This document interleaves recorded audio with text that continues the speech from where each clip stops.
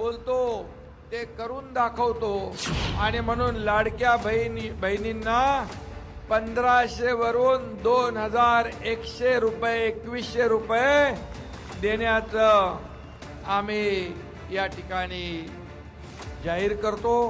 ऐकलत काय म्हणाले तत्कालीन मुख्यमंत्री एकनाथ शिंदे? ते लाडक्या बहिणींना आम्ही 2100 रुपये देणार असं आश्वासन निवडणुकांपूर्वी देण्यात आलं। प्रचार सभांमधून त्याचा पुनरुच्चारही झाला। अजित पवारांनी तर लाडकी बहीण योजनेवरनं पिंक कॅम्पेनच चालवलं। निवडणुकीमध्ये मतांच्या रूपाने भरभरून प्रेम लाडकींनी महायुतीला दिलं, मात्र 1500चे 2100 काही झाले नाहीत। नवीन आर्थिक वर्षामध्ये नक्कीच आपला हप्ता वाढेल अशा आशेवर लाडक्या बहिणी होत्या। त्यामुळे लाडक्या बहिणींच्या मनातला हाच प्रश्न विधिमंडळाच्या अर्थसंकल्पीय अधिवेशनामध्ये काँग्रेसचे सतेज पाटील यांनी महिला आणि बालविकास मंत्री अदिती तटकरे यांना विचारला असता अदिती तटकरेंनी काय अजब उत्तर दिलंय पाहूया।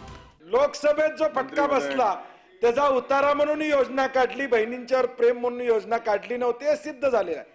हे जे निकष जे काय आज मंत्री महोदय सांगतात ते निकष पहिल्यापासून होते।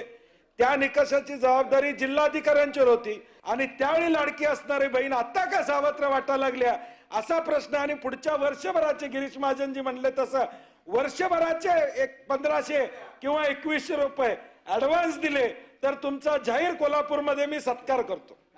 येत्या अधिवेशनाच्या कालावधीमध्ये किंवा अर्थसंकल्पामध्ये आपण 2100 घोषित करू अशा पद्धतीचं कुठेही त्या ठिकाणी वक्तव्य हे केलेलं नाही। 5 वर्षासाठी हा जाहीरनामा जाहीर केला जातो आणि योग्य पद्धतीनं त्या संदर्भातलाही प्रस्ताव विभाग म्हणून ज्या वेळेला शासन असेल, मुख्यमंत्री महोदय, दोन्ही उपमुख्यमंत्री महोदय, मंत्रिमंडळ ज्या वेळेला त्या संदर्भातलं सूचित करेल, निर्णय करेल, त्यावेळेला विभाग म्हणून आम्ही तशा पद्धतीचा प्रस्ताव जो आहे हा शासनासमोर ठेवण्यात येईल। थेट अदिती तटकरे यांनी सभागृहातच असं वक्तव्य केल्यानं लाडकींची मात्र घोर निराशाच झालीय।